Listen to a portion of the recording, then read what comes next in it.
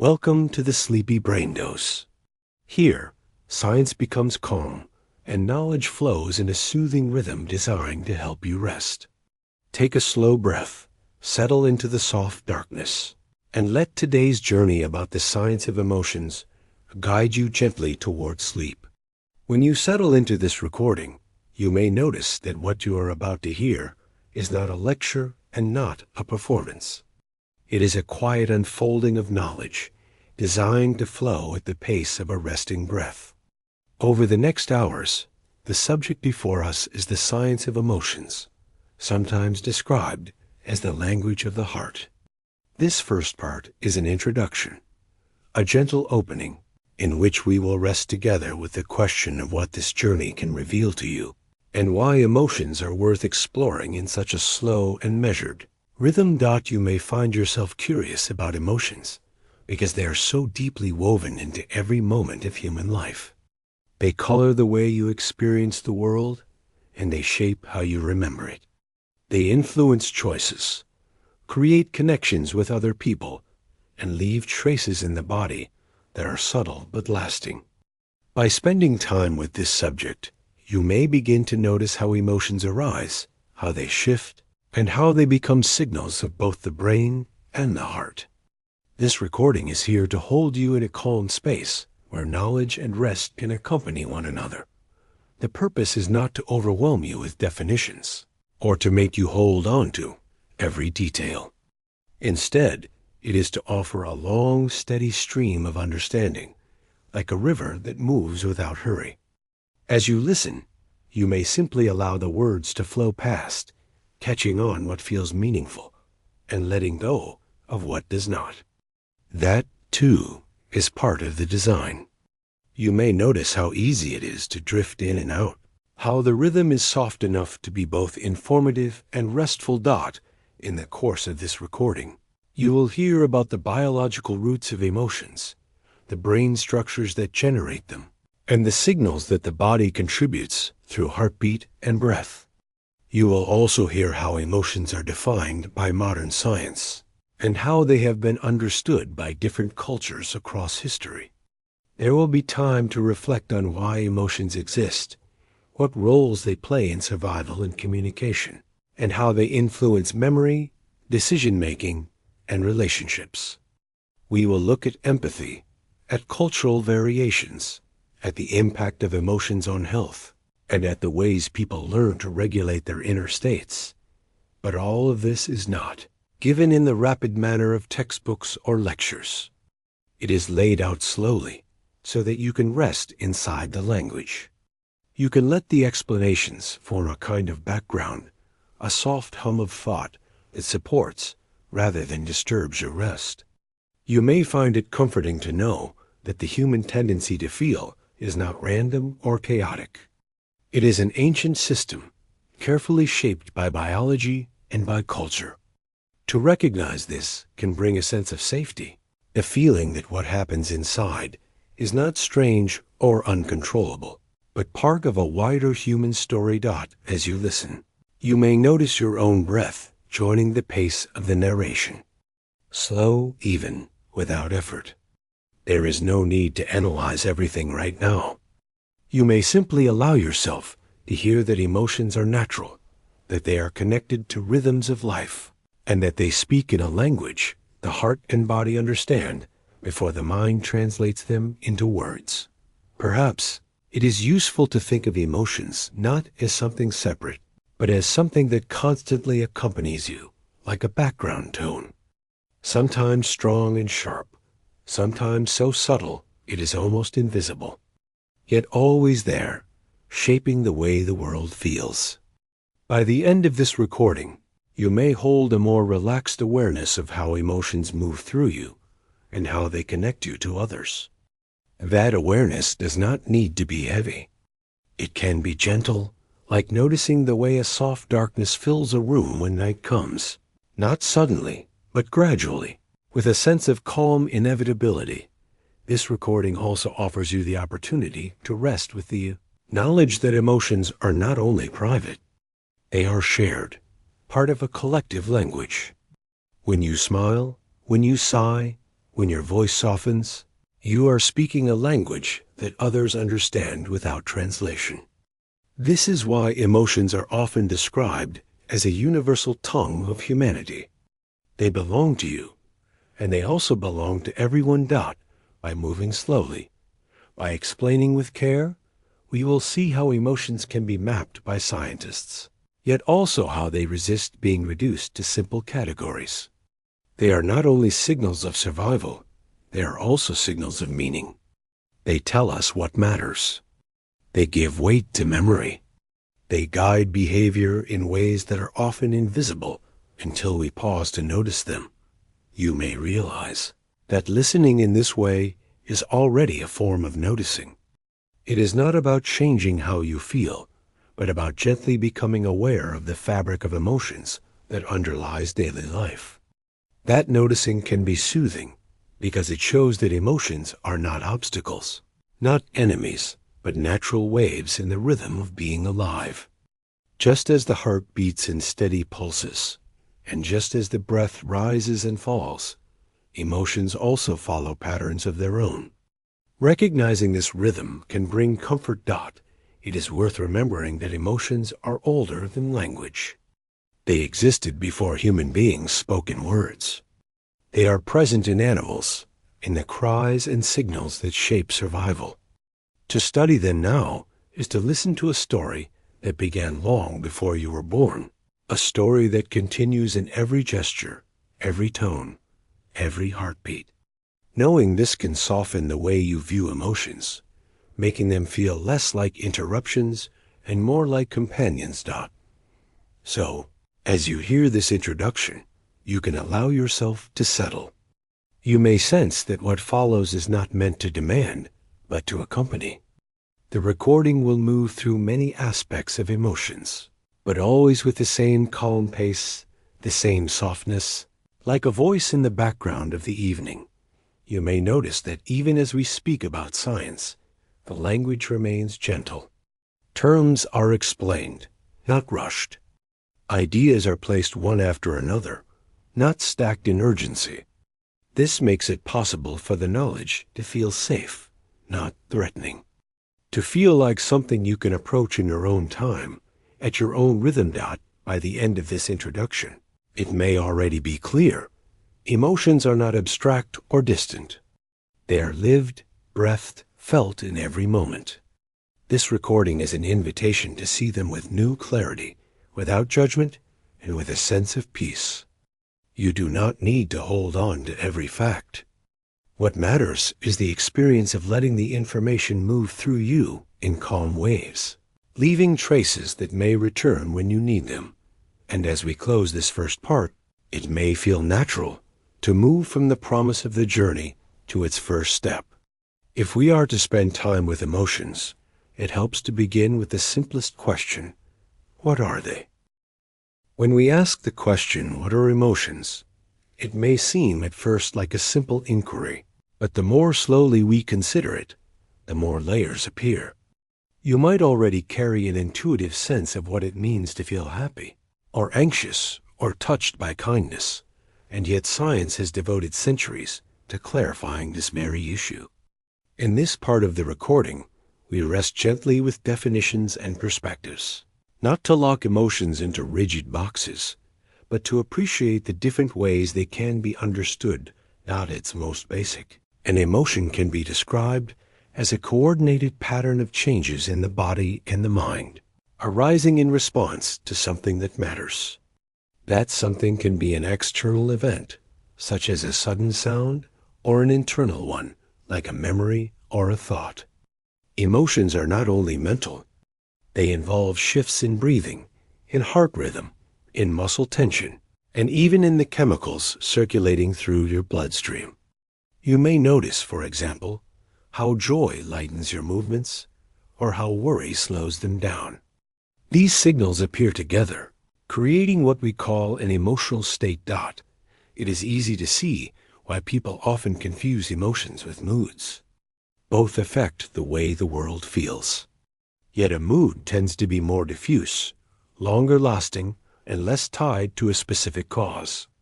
An emotion, by contrast, is usually shorter in duration and more directly linked to a trigger. Feeling sadness as a mood can last for hours or days, while sadness as an emotion may arise quickly in response to loss or disappointment. Still, the boundary is not sharp. Science accepts that emotions and moods blend, and that both belong to the wider family of affective experience. Another important distinction is between emotions and feelings. The terms are often used as if they were identical, but psychologists sometimes describe them as related yet separate. The emotion is the whole coordinated response, the racing heart, the trembling hands, the burst of energy in the nervous system. The feeling is the conscious awareness of that state, the recognition that I am afraid or I am joyful. You may find it useful to think of emotions as the orchestra and feelings as the moment when you notice the music being played. Despite these careful distinctions, it is worth remembering that no single definition captures the full reality. Emotions can be seen as biological signals, as mental interpretations, as social expressions, or as cultural constructions. Each view emphasizes something different, and together they form a picture that is both complex and human. You may find a sense of ease in knowing that it is acceptable for definitions to remain flexible, that what you feel is not something that must always fit neatly into words.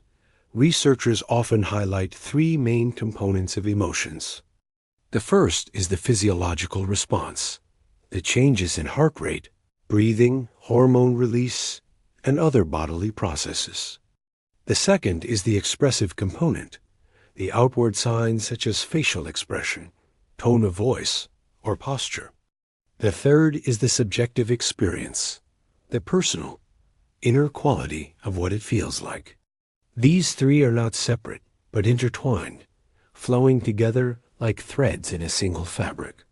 You can imagine that when you feel fear, your heart beats faster, your face may tense, and you have the inner recognition of alarm.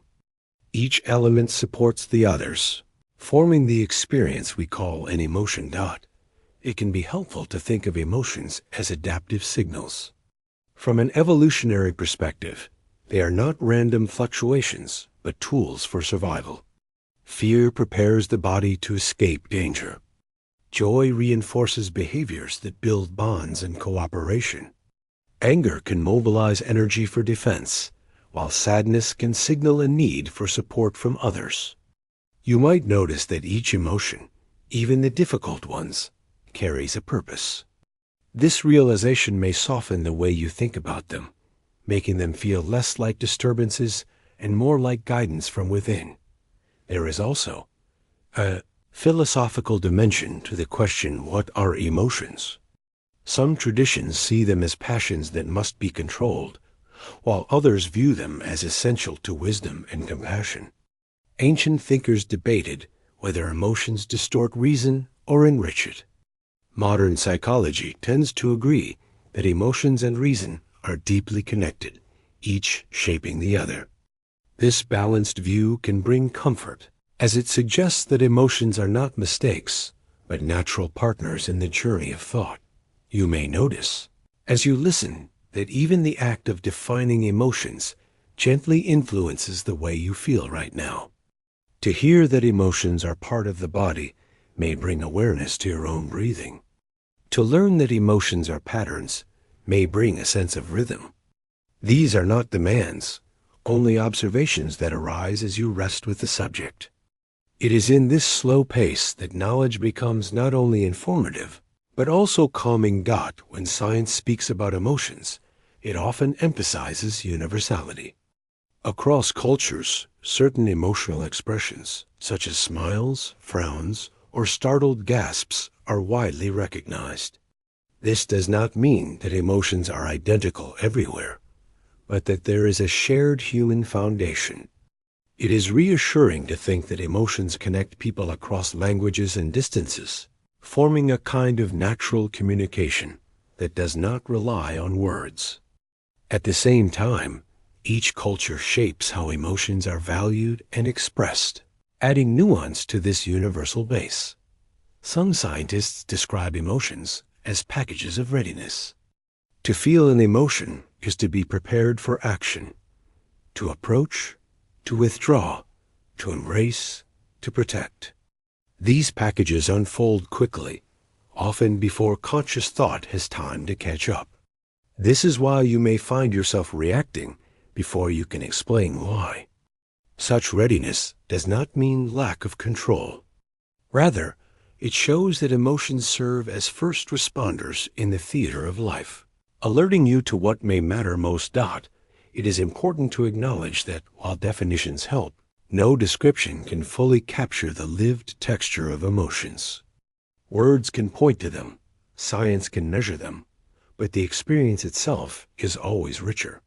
This is not a limitation, but a reminder of the depth of being human. Just as music cannot be reduced to notes on a page, emotions cannot be reduced to definitions alone. They must also be felt. Perhaps you have already noticed, as we linger with these explanations, that emotions are both familiar and mysterious. You live with them every day, yet they can still surprise you.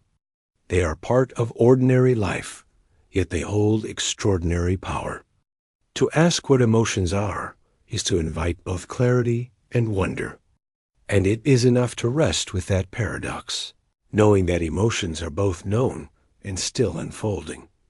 This gentle exploration of definitions, distinctions, and perspectives allows us to see emotions as living patterns that join body, mind, and society. From here, it feels natural to move toward the next layer. If emotions are patterns, if they shape readiness and expression, then where in the body do they begin? To answer this, we turn softly to biology, to the roots of emotion within the brain and the nervous system. To understand emotions more deeply, it is useful to rest for a while with their biological foundations. Emotions are not abstractions floating apart from the body. They are rooted in tissue, in chemical messengers, and in electrical patterns that weave through the nervous system. This biological grounding does not make emotions less mysterious. Rather, it shows how closely they belong to the fabric of life. By slowing down and observing this foundation, you may discover a quiet reassurance. What you feel has a place in the natural workings of the body. At the center of scientific explanations lies a network known as the limbic system. This term does not name a single structure, but a collection of interconnected regions deep within the brain. Among them are the amygdala, the hippocampus, and the hypothalamus, each contributing in its own way to the orchestration of emotions. You might find it helpful to imagine this system not as a rigid machine, but as a flowing arrangement, where signals travel back and forth, coordinating reactions that keep you attuned to the world. The amygdala is often described as a hub for detecting significance. It receives information from the senses and evaluates whether a stimulus is important, especially in relation to safety. When something unexpected occurs, the amygdala can activate rapid responses, such as increased heart rate or sharpened attention. It is easy to see how this system aids survival. A quick reaction to danger can preserve life. Yet the amygdala is not only about fear. Research shows that it responds to positive events as well, contributing to feelings of pleasure and anticipation. You may notice that the same structure capable of sounding alarms is also capable of highlighting joy. Close to the amygdala lies the hippocampus, a structure deeply involved in memory. Emotions and memory are intertwined, and the hippocampus is one reason why. Emotional events are often remembered more vividly than neutral ones, and the hippocampus helps anchor those memories within the broader context of life. You might recall how certain moments, an unexpected kindness, a sudden shock, remain etched in memory with unusual clarity. This is not coincidence, but biology, showing how the emotional and the cognitive are woven together. The hypothalamus, Another component of the limbic system serves as a bridge between the brain and the body.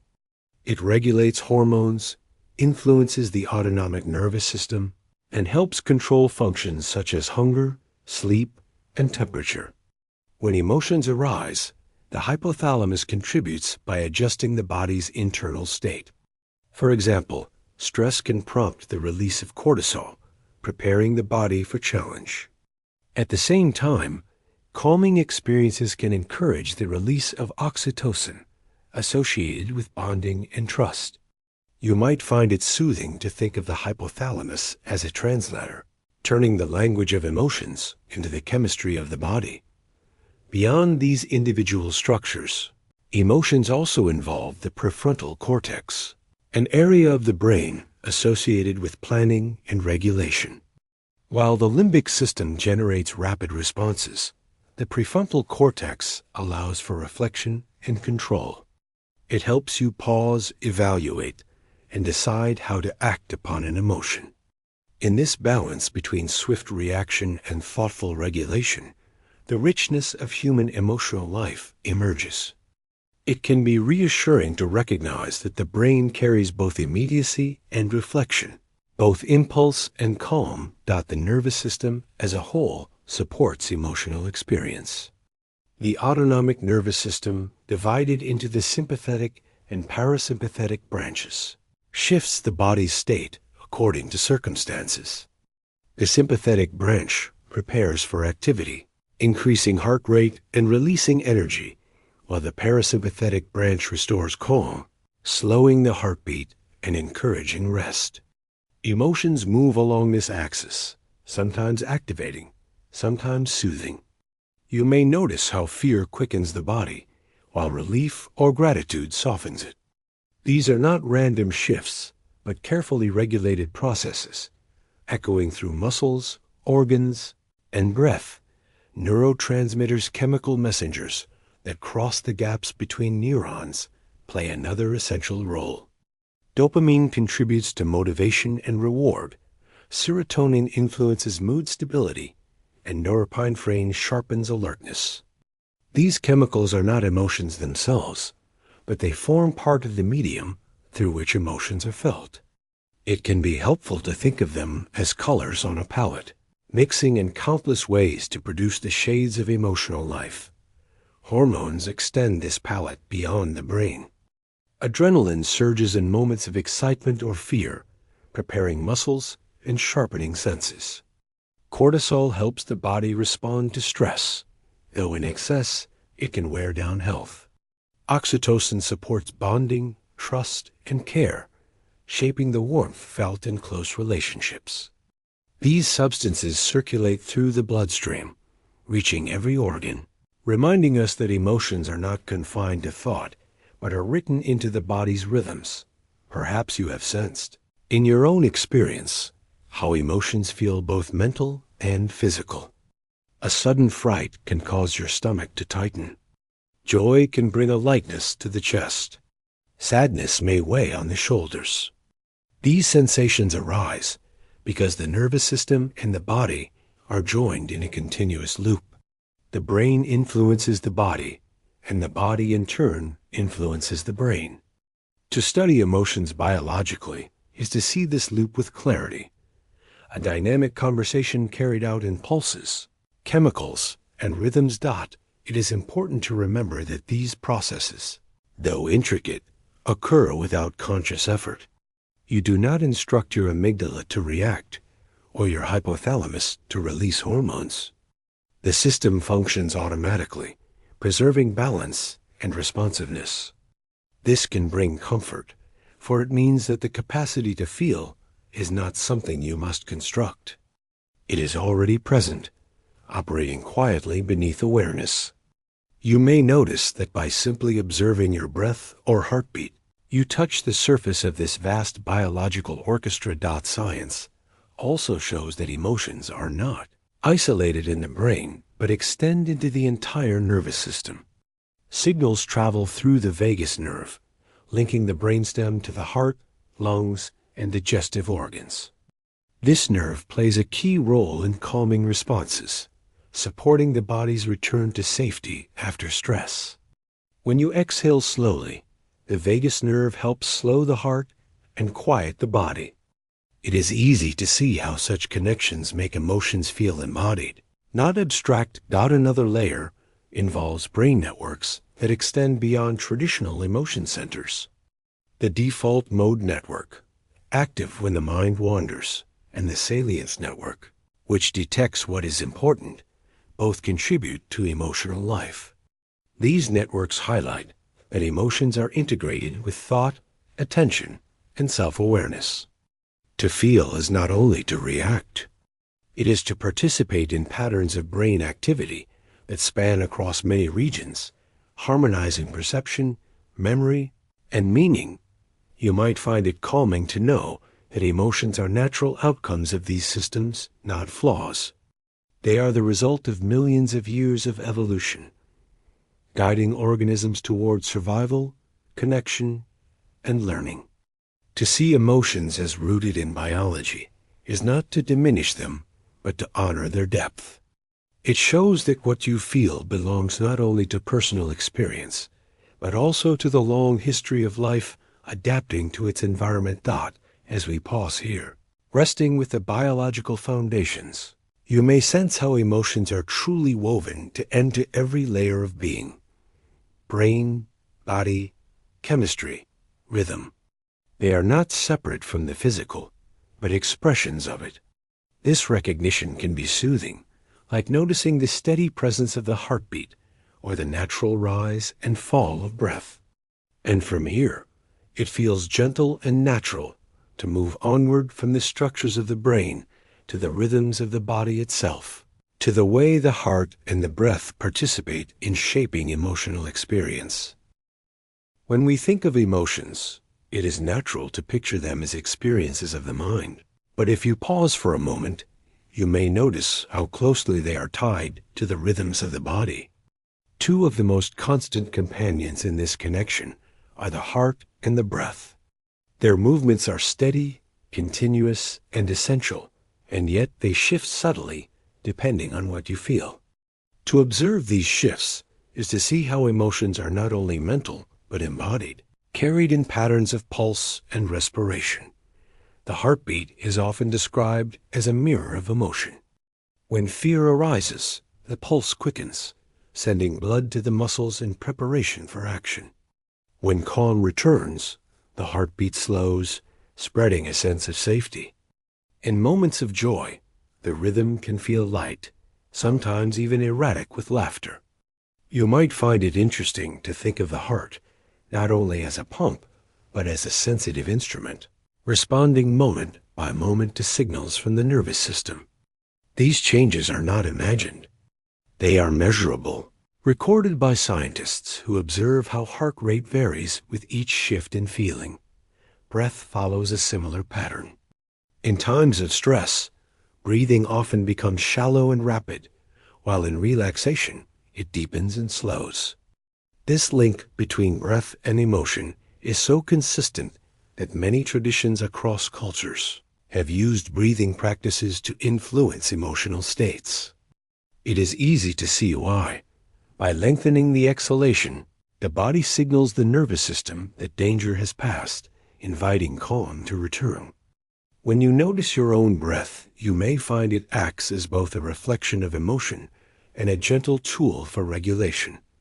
Together, heart and breath form a kind of duet.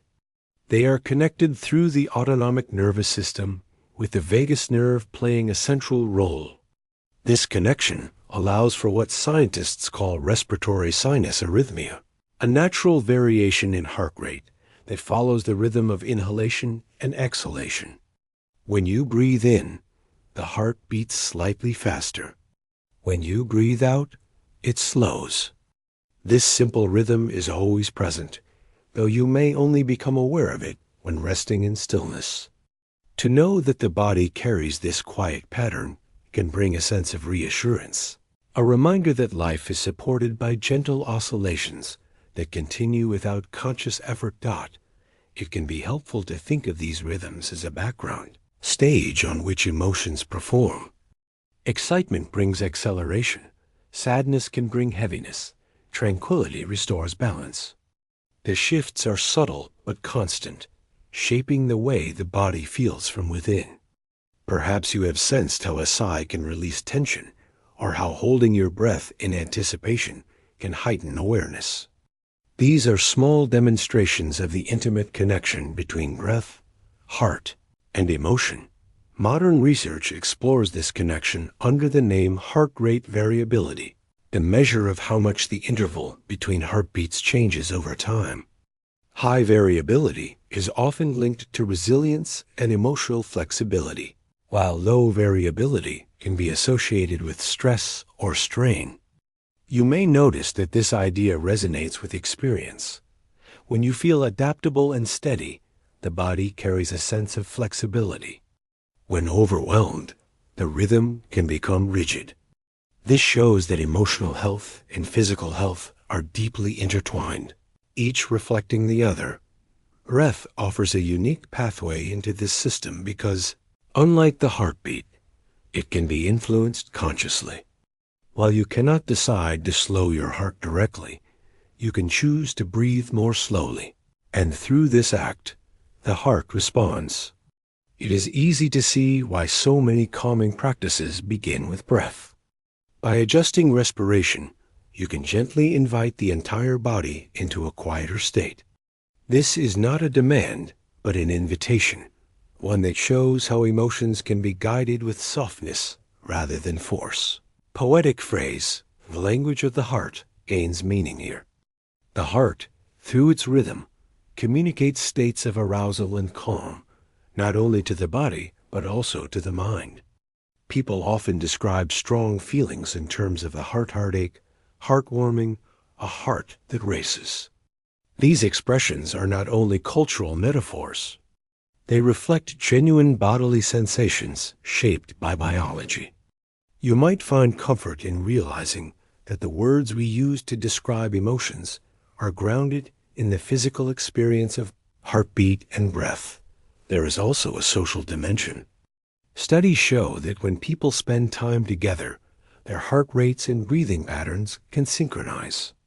This occurs subtly, without awareness, during conversation, shared activity, or even silent presence.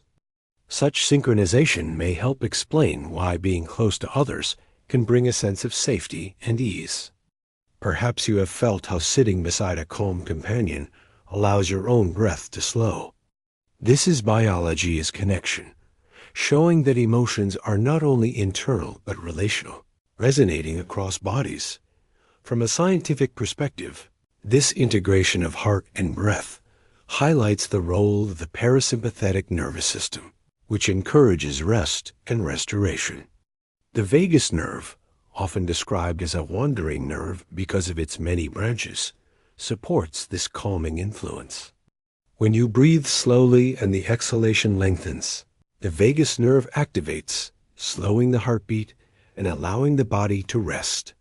You might notice that this response feels like a gentle release, a settling into safety.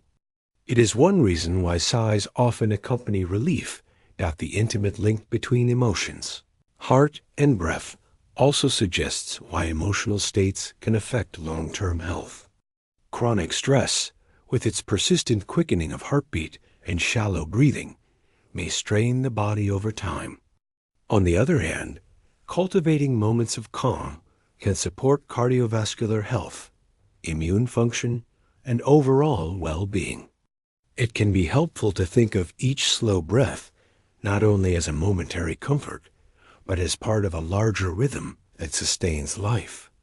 What emerges from these observations is a picture of emotions as embodied rhythms. The heart and breath do not simply respond to what you feel. They participate in the very experience of emotion. To feel calm is to have a slower heartbeat and deeper breath. To feel anxious is to have rapid breath and quickened pulse. This is not separation, but unity, showing how the inner life of emotion and the physical life of the body are two sides of one process. Might find it reassuring to rest with the thought that this process is continuous and self-regulating. Even when you do not pay attention, the heart beats and the lungs expand and contract, adjusting subtly to each shift in feeling. Awareness is optional, not required, and yet when you choose to notice, it can deepen your sense of connection to the body. This noticing does not demand effort. It is more like allowing the gentle sound of waves to enter awareness without clinging to them. As we close this section, it becomes clear that emotions are lived not only in the mind, but in the rhythms of the heart and breath. These rhythms shape the way emotions feel, and in turn, emotions shape the rhythms themselves. It is a dialogue without words, a quiet partnership that continues day and night. From here, the natural step is to ask why emotions evolved to hold such power, why they exist at all, and what roles they serve in guiding human life. When we look at emotions not only as experiences, but as functions, their purpose in human life begins to come into view. They are not random storms passing through the mind. They are signals, guides, and regulators, helping people navigate the world in ways that are both immediate and enduring. By slowing down and reflecting on these functions, you may notice that emotions carry with them an element of wisdom, even when they feel disruptive. They are part of the body's ancient toolkit for survival, connection, and meaning. One of the most fundamental roles of emotions is survival. Long before complex reasoning evolved, emotions directed living beings towards safety and nourishment. Fear, for instance, heightens awareness and prepares the body to act quickly. Anger gathers energy for defense. Disgust steers us away from what might harm the body. Joy reinforces beneficial experiences, encouraging us to repeat them. Sadness invites reflection and sometimes signals the need for rest and support. You might find it calming to realize that even difficult emotions have their place, that they arise not to harm, but to protect and guide. It is easy to see how these responses remain relevant in daily life. Though the threats of the modern world are different from those of early human history, the same patterns apply. Anxiety may prepare you for challenges at work or school. Excitement may fuel creativity and exploration. Even boredom has a function, nudging the mind to seek stimulation or meaning. Perhaps you have sensed this in your own experience. What feels uncomfortable in the moment often carries information about what matters or what needs to change. Another essential function of emotions is communication. Before language developed, emotions spoke through the body. A cry of alarm, a smile, or a frown can transmit meaning instantly across distance and culture. This continues today, shaping how we connect with others. When you meet someone's gaze and recognize joy or sadness, you understand them without words. Emotions allow people to share inner states, to bond, to cooperate.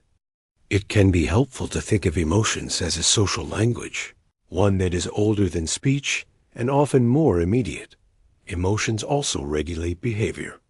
They motivate action, guiding choices in ways that thought alone cannot. Hunger and desire push us to seek nourishment and companionship. Gratitude encourages us to maintain bonds. Shame may steer us away from actions that risk social rejection. These influences are subtle but powerful, weaving through the fabric of daily decisions. You may notice how often your behavior is shaped not only by what you think, but by how you feel in a given moment. The awareness of this can soften self-judgment, reminding you that emotions are not distractions from rational life, but part of its foundation. Memory and learning are also shaped by emotion. Events charged with strong feelings are remembered more vividly than neutral ones. This makes sense, as remembering danger aids survival, while recalling joy reinforces connection. Perhaps you have noticed how a childhood moment of kindness remains clear after decades, while neutral details fade. This is the function of emotion and memory: to highlight what matters, to keep what shapes identity. It can be comforting to know that the emotional weight of memories is not random, but part of a natural system that helps you carry meaning forward. Emotions contribute to identity by coloring the sense of self. The way you describe yourself often includes emotional qualities: being hopeful, being cautious, being joyful, being sensitive. These are not merely traits. They are patterns of emotion lived over time. You might find it useful to think of emotions as threads that weave together the narrative of who you are. Each thread adds depth, continuity, and tone to the story of the self. In relationships, emotions serve as bridges. Love, trust, empathy, and compassion create bonds that sustain communities.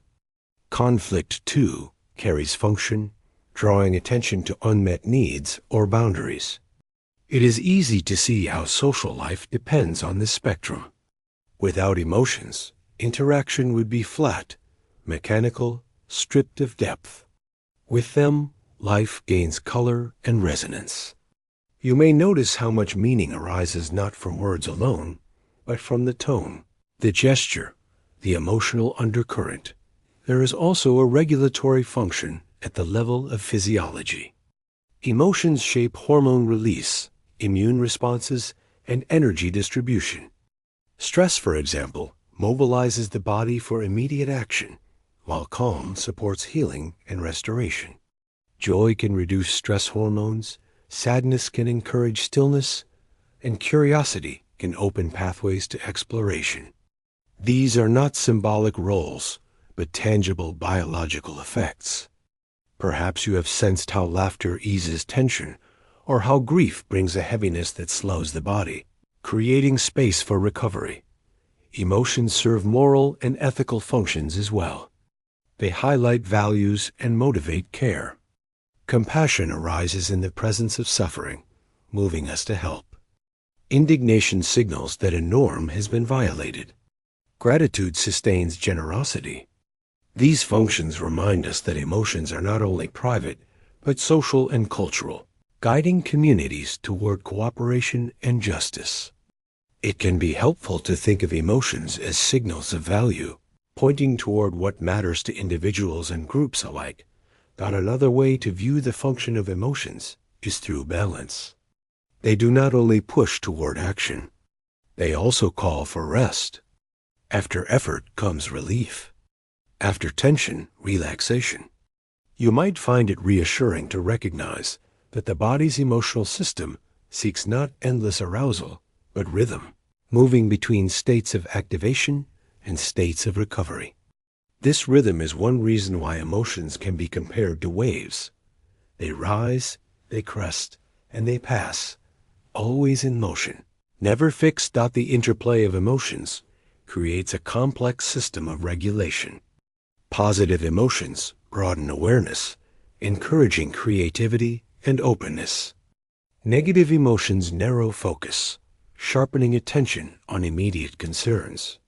Both roles are valuable, depending on circumstance. Together, they form a dynamic that adapts to the demands of life. You may notice that neither joy nor sadness is permanent, and that each serves its role in maintaining balance. Perhaps you have already realized that the functions of emotions reach beyond the individual. They influence families, groups, and societies. Shared emotions create solidarity, from celebrations to collective grief. They shape rituals, traditions, and cultural practices. In this way, emotions function as threads that weave not only the self, but the community. To acknowledge this is to see emotions as a force that both grounds and connects, personal and collective at once. In reflecting on these many roles: survival, communication, memory, regulation, identity, morality, community, you might sense that emotions are essential to being human. They are not flaws to be eliminated, but functions to be understood and respected. This understanding brings with it a gentleness, a way of living with emotions rather than against them. As we rest with this thought, it feels natural to let curiosity expand toward history.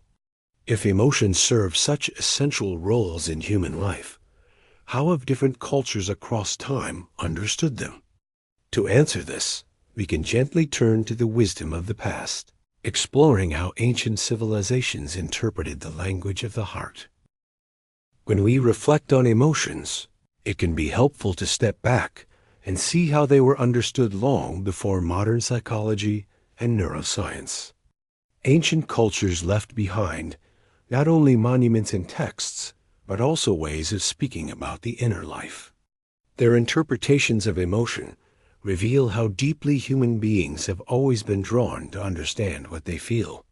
By resting with these perspectives, you may notice that emotions are not only biological events, but also cultural ideas, shaped by philosophy, religion, and tradition. In ancient Greece, philosophers sought to classify and interpret emotions as part of the search for wisdom. Plato viewed emotions as passions of the soul, sometimes dangerous if left unchecked, but also sources of energy that could be guided by reason. Aristotle, more balanced in his approach, suggested that emotions had moral value depending on how they were expressed. For him, anger, for instance, was not wrong in itself, but could be harmful if excessive or misplaced. You might find it calming to know that even in these early reflections, emotions were seen not simply as problems, but as forces to be understood and directed. Stoics of Greece and Rome offered another perspective. They believed that emotions often arise from judgments, and that by refining judgment, one could refine emotional life. Their ideal was not the absence of emotion, but freedom from being controlled by it.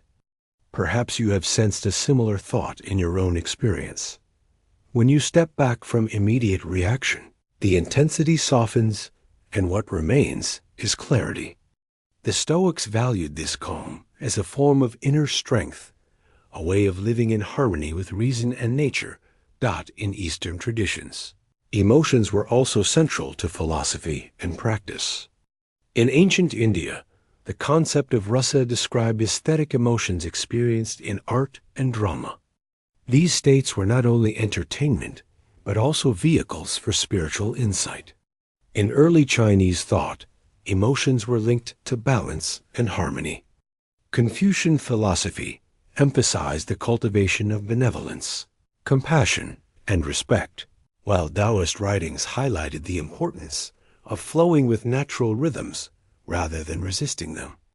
It is easy to see how these ideas placed emotions not outside of life, but at its very core. As part of living well, religious traditions also shaped emotional understanding. In early Judeo-Christian thought, emotions such as compassion, gratitude, and love were celebrated as reflections of divine qualities, while pride, envy, or wrath were often portrayed as temptations. These views influenced moral teachings, weaving emotional life into the fabric of ethical practice.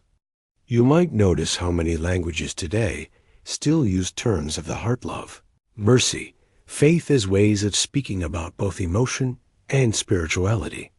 This overlap is not accidental, but a continuation of ancient associations. Ancient medical systems also gave emotions a central place. The Greek physician Hippocrates proposed the theory of humors, linking emotional tendencies to bodily fluids: blood, phlegm, black bile, and yellow bile. While modern science has long moved beyond this model, it shaped medical thought for centuries. In traditional Chinese medicine, emotions were thought to affect the flow of energy, or qi, through the body, with specific emotions linked to specific organs. Sadness, for example, was connected to the lungs, while anger was associated with the liver. These connections show that ancient cultures recognized the intimate bond between emotion and body, even if their explanations took symbolic forms. What you might find reassuring in these diverse traditions is that all saw emotions as meaningful. None dismissed them as random noise. Whether described as passions of the soul, as judgments of the mind, as expressions of balance, or as reflections of health, emotions were always seen as central to human existence. This recognition unites cultures across time, reminding us that the search to understand feelings is as old as recorded thought.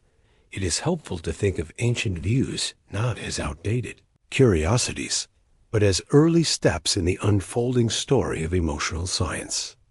The language may differ, the theories may be symbolic, but the attention to emotion as vital remains consistent. You may notice how this continuity brings a sense of connection, as though listening to the voices of those who lived centuries ago and discovering that their concerns were not so different from ours. Perhaps you have sensed this when reading old texts or hearing traditional stories. Emotions described thousands of years ago feel familiar. The grief of Homeric heroes, the joy in sacred hymns, the compassion in Buddhist sutras, these are not alien experiences, but echoes of what people feel today. Such continuity suggests that while cultures shape expression, the core of emotional life belongs to all humans across time. Resting with these reflections, you might find it soothing to recognize that emotions are both universal and contextual. They belong to biology, yet they are interpreted through culture. Ancient thinkers highlighted this dual nature by embedding emotions into philosophy, medicine, and ritual. In doing so, they preserved a truth still acknowledged today. Emotions are threads that tie the inner world of the individual to the outer world of society, and meaning that, as we linger here, among the voices of the past, it becomes natural to look forward again. If ancient cultures framed emotions with symbols, philosophies, and humors, modern science seeks to classify them more precisely. From here, we can gently move toward these classifications, exploring how emotions have been grouped and named in the effort to make sense of their diversity. When people attempt to understand emotions, one of the most natural steps is to try to name and classify them. Categories give structure to experience and allow discussion to move beyond the fleeting sensation of a moment. Yet emotions, like waves on water, do not always fit neatly into boundaries. As we rest with the idea of classification, you may notice that it is both helpful and limited, useful for clarity, but never complete. Still, by exploring how science and culture have tried to group emotions, we can learn much about the richness of emotional life. One of the most influential approaches comes from the psychologist Paul Ekman, who studied facial expressions across many cultures. He proposed that there are certain basic emotions, such as joy, sadness, anger, fear, surprise, and disgust, that are universally recognized. His research showed that people from different societies, even those with little contact with one another, could identify these emotions in photographs of faces. It is easy to see why this idea has endured. It suggests that beneath cultural differences lies a common emotional language, written on the human face itself. Yet other scientists have suggested that emotions cannot be reduced to a handful of categories. Some propose that emotions are better understood along dimensions, such as valence and arousal. Valence refers to whether an emotion feels pleasant or unpleasant, while arousal refers to the intensity of activation in the body. On this view, emotions are not separate boxes, but points on a map. Excitement, for example, would be high arousal and pleasant, while calm contentment would be low arousal and pleasant. Anger would be high arousal and unpleasant, while sadness would be low arousal and unpleasant. You might find it useful to imagine emotions as colors blending into one another, rather than isolated blocks. It can be helpful to think of these models not as competing, but as complementary. Basic categories highlight universals, while dimensional approaches highlight nuance. Both show that emotions are systematic, not random.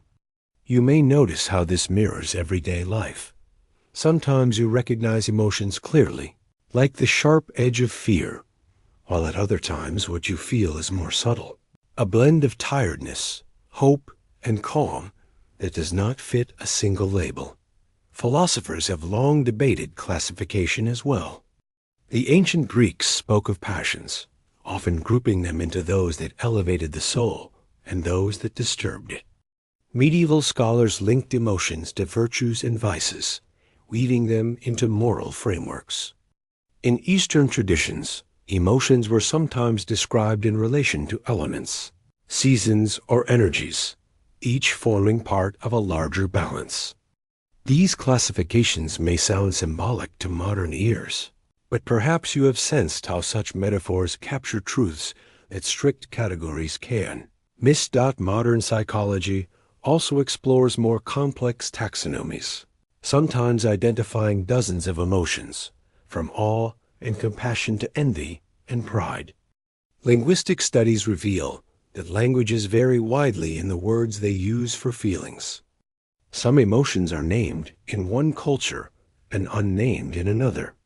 This reminds us that classification is not only a scientific task, but also a cultural one. You might find it reassuring to recognize that if you struggle to name what you feel, it is not because the emotion is invalid, but because words are always partial mirrors of inner life. Another way to classify emotions is by function. Some serve to protect, others to connect, others to motivate exploration. Fear alerts us to danger, love binds us to others, curiosity draws us toward the unknown. These functions overlap, but the categories reveal patterns. It is easy to see how this approach links emotion to survival and growth, showing their purpose rather than only their appearance. Neuroscience offers still another perspective, examining how brain systems generate and regulate emotions. Some researchers argue that emotions like fear or anger have distinct neural signatures, while others suggest that the brain constructs emotions from more general processes, such as attention and memory. This debate reflects the challenge of classification. The closer we look, the more flexible emotions appear. You may notice how this flexibility allows for both universality and individuality, making emotional life at once shared and personal. Perhaps you have sensed that the desire to classify emotions arises from a longing for order. Human beings often seek patterns in experience, ways of making sense of the flow of feeling. Classification is part of this search, a gentle attempt to map what is otherwise shifting and elusive. Yet, it is important to remember that emotions resist full capture. Just as a map cannot contain every detail of the landscape, no taxonomy can contain the full richness of what it means to feel. This does not mean classification is futile. On the contrary, it provides frameworks that guide research, therapy, and understanding. But it is wise to hold these frameworks lightly, with the awareness that they are tools rather than final truths. You might find comfort in knowing that science, too, embraces this humility. Categories are refined over time, adjusted to reflect new insights, much like emotions themselves, that adapt and evolve across life. As we rest here, it becomes clear that emotions can be grouped in many ways, by expression, by dimensions, by function, by culture. Each lens offers clarity, and yet none alone suffices. The act of classification reveals as much about human curiosity as it does about emotions themselves. It shows the persistent effort to understand, to name, to share the invisible world within. In listening to these reflections, you may notice how your own awareness shifts. Perhaps you think of moments when you struggled to describe what you felt, or times when a single word like anger failed to capture the complexity of your state. This recognition can bring gentleness. It reminds us that emotions are not errors when they defy naming. They are part of the mystery of being human, and classification is only a guide, not a cage dot as we close this section. It is natural to let attention return from categories to sensations. If emotions can be named, they can also be felt directly in the body. From here, we can move softly toward this embodied perspective, exploring how emotions express themselves through posture, breath, warmth, and weight, shaping the very fabric of physical experience. To understand emotions fully, it is important to see not only how they arise in the brain, but also how they are lived in the body. The body is not a silent container for feelings. It is an active participant, shaping and reflecting the states we call emotions. You may notice, as you reflect on your own experiences, how deeply physical emotions are. They are felt in the chest, in the breath, in the weight of muscles, in the warmth or coolness of the skin. To recognize this is to see that emotions are not simply mental clouds passing overhead, but physical currents moving through the whole. Self-doubt when fear arises. For example, the muscles tighten, the stomach may clench, and the heart begins to race.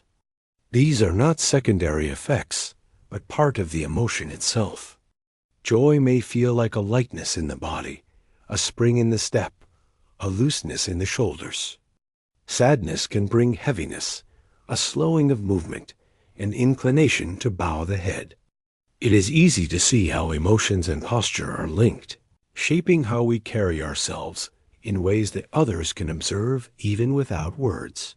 Scientists have explored these connections by mapping bodily sensations of different emotions.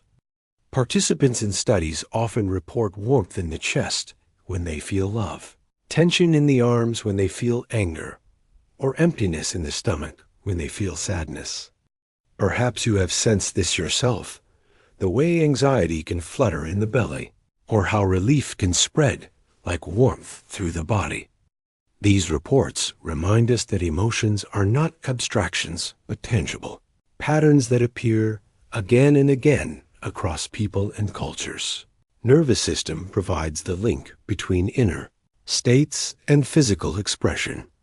When the brain signals fear, the body prepares by redirecting blood flow to the muscles, sharpening senses, and accelerating the heartbeat. When calm returns, the parasympathetic system restores balance, slowing the pulse, relaxing muscles, deepening the breath. You might find it useful to think of this as a cycle of activation and recovery, one that plays out in the body with every wave of emotion. Breath is one of the clearest windows into this cycle. Rapid, shallow breathing often accompanies anxiety, while slow, steady breathing reflects calm. Because breathing can be influenced consciously, it offers a doorway to regulating emotion. By adjusting breath, the body sends signals back to the brain, softening intensity and restoring balance. It can be helpful to think of this as a dialogue, not a one-way command. The brain influences the body, and the body, in turn, influences the brain. Posture, too, reflects and shapes emotion. Upright, open postures often accompany confidence or joy, while closed, contracted positions may reflect sadness or fear. Interestingly, adopting certain postures can influence emotional state, even if the posture comes first. You may notice that standing tall or relaxing the shoulders can shift the way you feel, at least slightly. This shows that the body does not only reflect emotion, but participates in creating it. The skin is another canvas of emotion. Blushing reveals embarrassment, paling can reveal fear. Warmth may signal affection or excitement. Sweat glands respond to stress, producing moisture on the palms or forehead. Perhaps you have sensed this sudden warmth or coolness in moments of strong feeling. These physical responses are not optional. They arise automatically, showing how emotions permeate every layer of the body. The digestive system also participates. Stress can tighten the stomach, slow digestion, or create sensations of discomfort. Calm, by contrast, allows digestion to proceed smoothly.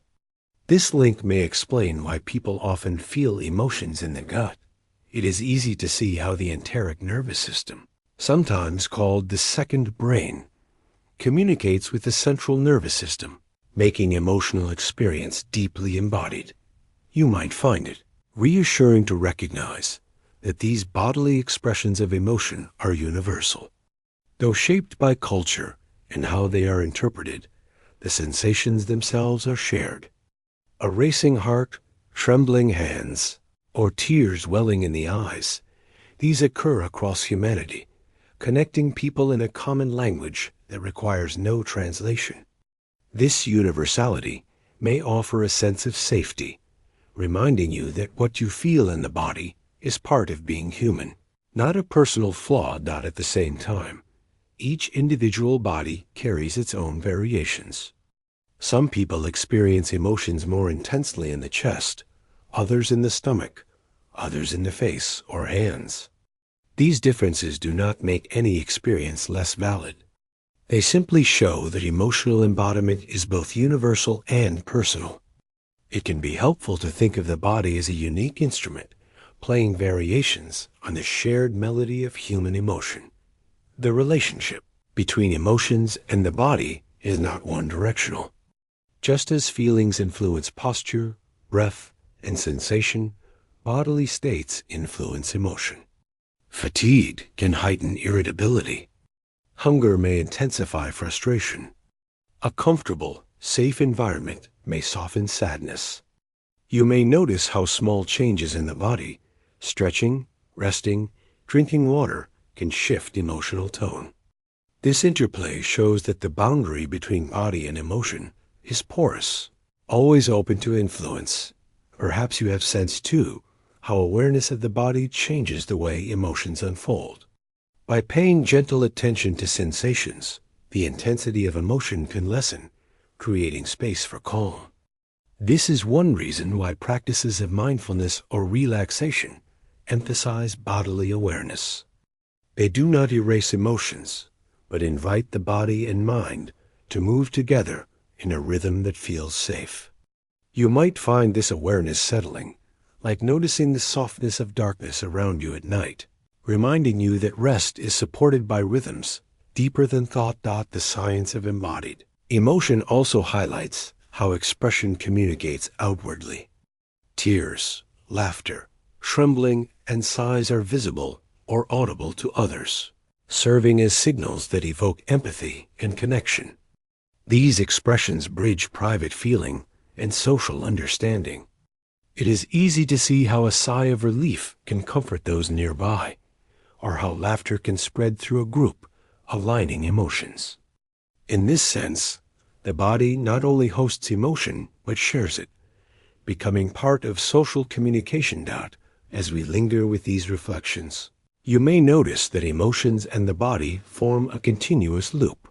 The brain influences the body influences the brain, and together they shape what we call feeling. This loop is not broken or fragile. It is steady and ongoing, always adjusting, always in motion. To recognize this may bring comfort, a reminder that emotions are not disembodied storms, but rhythms woven into the very tissues of life. And so, as we close this section, the next step appears naturally. If emotions shape the body and are shaped by it, how do they interact with thoughts, the patterns of interpretation, memory, and imagination that fill the mind? To explore this question, we can gently turn to the partnership between emotions and cognition, where feeling and thinking weave together to create the fabric of human experience. When we rest with the subject of emotions, it becomes clear that they are never fully separate from thoughts. They shape one another continuously, weaving together into the fabric of experience. To speak of emotion without thought would be incomplete, and to speak of thought without emotion would miss the warmth, the urgency, and the meaning that feelings provide. As we explore this connection, you may notice how memory, interpretation, and imagination mingle with bodily sensation to create what we call the inner life. Consider how quickly a thought can spark an emotion. A remembered kindness may bring warmth, while a sudden worry about the future can tighten the chest. The body responds as if the event were happening now, even though it is only a thought. Perhaps you have sensed how imagination alone can create joy, sadness, or fear, showing how deeply entwined cognition and emotion are. It is easy to see that thoughts are not merely ideas in the head. They are triggers that awaken the body and shape the flow of feeling. But the influence also runs the other way. Emotions guide thoughts, focusing attention and coloring judgment. When anxious, the mind tends to anticipate difficulties. When joyful, it tends to see opportunities. This bias is not a distortion, but a natural process that helps the mind adapt to context. You might find it useful to think of emotion as a lens, tinting the world in different shades, making certain possibilities stand out more than others. This interplay is especially clear in memory. Events charged with emotion are remembered more vividly than neutral ones. Joyful gatherings, painful losses, moments of awe or fear, these often remain sharp in memory for years.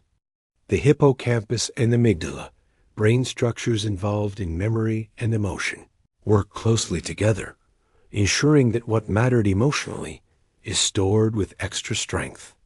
You may notice how easily such memories arise, sometimes unbidden, reminding you that the bond between thought and emotion is enduring. Language itself carries this connection. Words are not only tools of thought, but also carriers of feeling. A kind phrase can soothe, a harsh one can wound, even when the content is simple. The emotional tone gives language its power. It can be helpful to think of words as vessels, filled not only with meaning, but also with resonance, transmitting emotional states from one mind to another. Decision-making also reveals the partnership of thought and emotion. For many years, reason was seen as the master of choice, with emotion as a distraction. Modern research shows the opposite. Without emotion, decisions become aimless. Patients with brain damage that disrupts emotional processing can analyze options endlessly, yet struggle to choose, because nothing feels more significant than anything else. Perhaps you have sensed this truth in daily life. Logic can lay out options, but emotion gives them weight. It is easy to see that thought without emotion lacks direction, while emotion without thought lacks clarity. Together, they form a balance. Imagination provides another meeting ground. By imagining future events, we can rehearse emotions before they occur. Anticipating a reunion may bring joy even before it happens. Worrying about an exam may create tension long before the day arrives. These anticipatory emotions influence how we prepare, how we act, and how we remember. You might find it calming to realize that the mind's capacity to imagine is also a capacity to feel, extending the reach of emotions across time. Perhaps you have sensed how self-reflection blends thought and emotion as well. To think about what you feel is itself an act of cognition, but one shaped by the tone of the emotion. Reflecting on sadness can deepen it, but reflecting on gratitude can expand it. This feedback loop can be gentle or intense, depending on the awareness brought to it. You may notice that naming an emotion often softens it, as if the act of recognition gives space around the feeling. The relationship between emotion and thought is not always smooth. Sometimes thoughts and feelings pull in different directions. You may reason that a situation is safe, yet still feel anxious. Or you may know that anger is unhelpful, yet still feel its surge. These moments reveal that cognition and emotion are distinct, even while intertwined. It can be helpful to think of them as partners with different voices, sometimes harmonizing, sometimes diverging. Yet always in dialogue. Culture shapes this dialogue too. In some societies, people are encouraged to analyze and verbalize emotions, linking them closely to thought. In others, emotions may be understood more through action or silence, with less emphasis on cognitive explanation. You might find it reassuring to know that there is no single correct balance between thought and emotion. Different ways of relating to them reflect different cultural patterns, each with its own wisdom. Science often emphasizes how emotions influence attention. Fear narrows focus, helping detect threats. Curiosity broadens it, opening awareness to new possibilities. Joy can make thinking more flexible, while sadness may make it more analytical. These shifts show that thought and emotion are not separate systems, but two aspects of adaptive function. Perhaps you have sensed how the same situation can feel utterly different depending on mood. What seemed impossible yesterday may feel manageable today, not because the facts changed, but because the emotional lens did. This intertwined nature also plays a role in creativity. Ideas often emerge when emotion provides energy and direction. A poet moved by love or grief, a scientist inspired by wonder, an artist stirred by curiosity. All are examples of thought and feeling working together. It is easy to see how emotion can spark imagination, while thought gives form and structure. Together, they create something that neither could produce alone. You may notice, too, how in moments of deep rest, thought and emotion both quieten. The body calms, the breath steadies, and the mind drifts. This reminds us that while their dialogue is constant, it is not unending. Both thought and emotion move in rhythms, with periods of intensity and periods of stillness. To rest within these rhythms is to experience balance, the gentle ebb and flow of inner life. As we close this reflection, it becomes clear that emotions and thoughts are partners, not opponents. They shape memory, guide attention, influence decisions, and color imagination. To see them together is to understand more fully what it means to be human. And from here, the next natural step is to explore how this interplay extends outward, how emotions not only shape thoughts within one mind, but also connect minds together through empathy and shared feeling. When we think about emotions, it soon becomes clear that they are not confined within the boundaries of a single person. They reach outward, shaping and being shaped by connection with others. This is where empathy arises, the ability to share in the feelings of another, to resonate with their joy or their sorrow. Empathy is one of the clearest examples of how emotions are not only private states, but bridges between human beings. As we linger with this subject, you may notice how natural it feels to sense another person's state, sometimes even before a word is spoken. Scientists describe empathy as involving both automatic responses and reflective awareness. On the one hand, people are equipped with systems that mirror what they observe in others. Facial expressions, tone of voice, and posture can trigger subtle activations in the brain that echo the same emotion. On the other hand, there is a cognitive aspect, the ability to imagine what another person might be experiencing and to hold that perspective in mind. You might find it useful to think of empathy as both resonance and understanding, immediate and thoughtful at once. Perhaps you have sensed how quickly this resonance happens. A smile from someone nearby can lift your own mood. A yawn spreads through a room as if carried by invisible threads. Laughter often becomes contagious, rippling through groups until everyone shares in the emotion.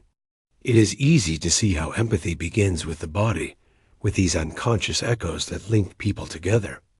Such responses remind us that emotions are not locked within, but flow across the space between. At a deeper level, neuroscience has identified networks of mirror neurons, which activate both when we perform an action and when we observe someone else performing it.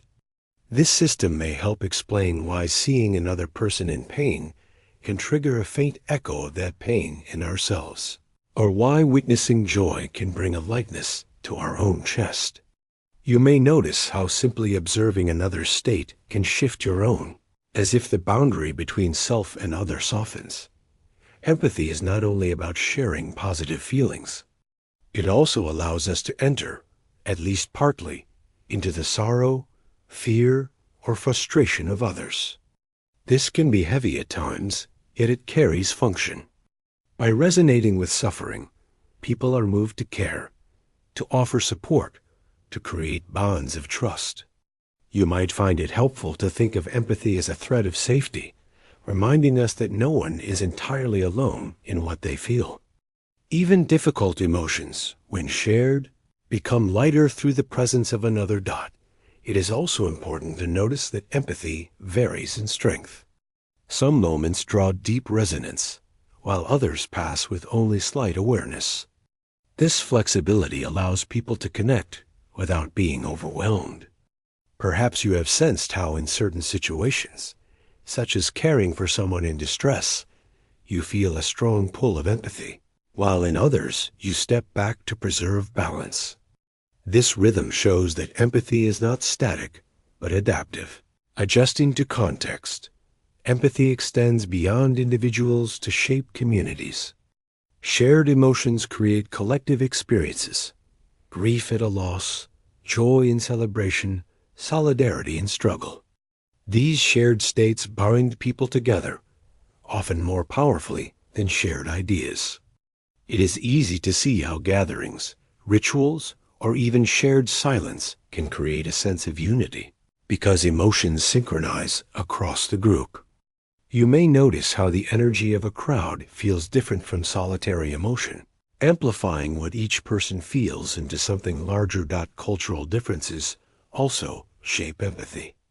In some societies, empathy is expressed through words and explicit care, while in others, it may be shown through silence, presence, or subtle gestures. You might find it reassuring to realize that empathy does not require a single expression. Its essence lies in attunement, in noticing and resonating, rather than in any fixed form. This flexibility allows empathy to exist across cultures. Even when customs differ, it can be helpful to think of empathy as a continuum, ranging from simple recognition of another's state to deep immersion in it. At one end lies sympathy, acknowledging what another feels. At the other lies full emotional resonance, almost feeling the emotion as if it were one's own. Between these points are many shades, each valuable in its own way.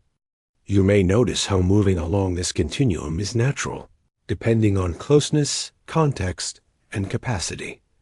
Perhaps you have sensed how empathy supports moral life. By resonating with the pain of others, people are less likely to cause harm. By sharing joy, they are more likely to celebrate together.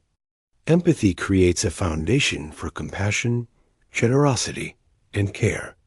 It is easy to see how societies depend on this ability, often quietly, as an invisible glue that holds cooperation in place. Empathy also interacts with imagination. When people read stories or watch plays, they often feel with the characters, entering into states they have not personally experienced. This imaginative empathy broadens awareness, helping us to connect beyond immediate circles. You might find it interesting to think of how art and literature expand empathy, allowing it to extend across distance and time. At the same time, empathy is not limitless.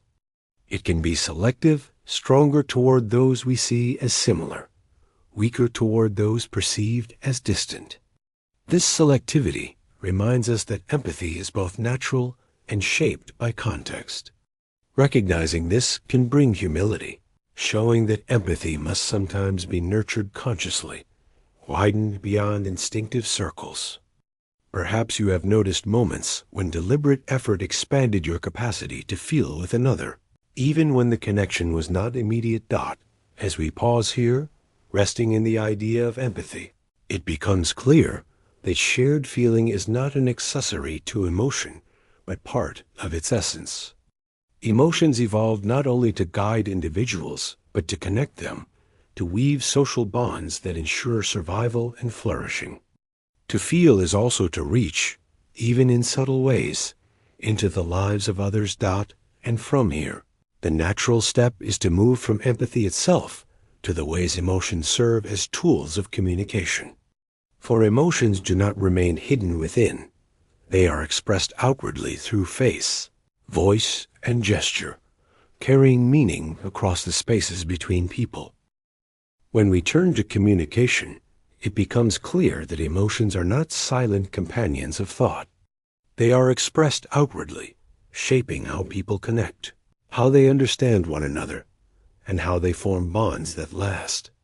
Emotions in communication act as signals, sometimes subtle, sometimes vivid, guiding interactions in ways that words alone could never achieve.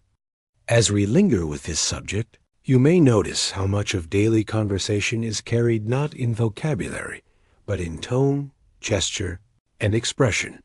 Facial expressions are among the most immediate forms of emotional communication.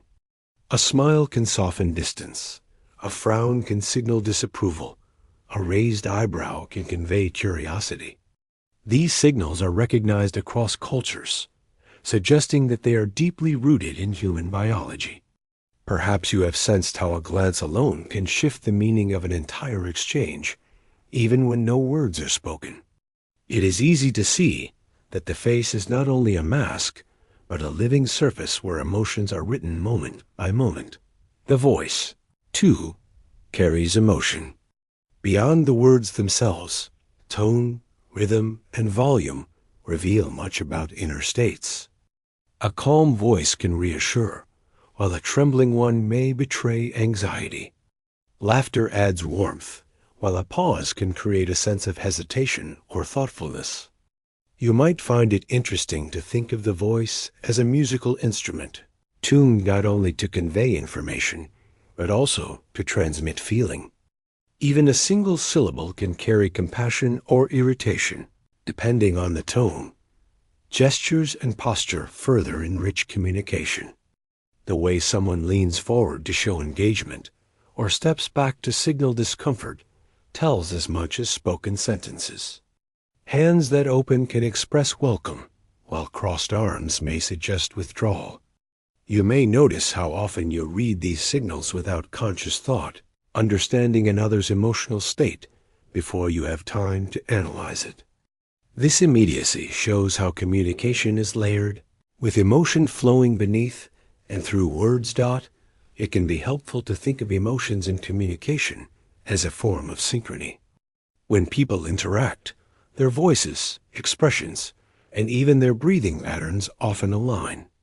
This alignment creates rapport, making conversation flow more easily.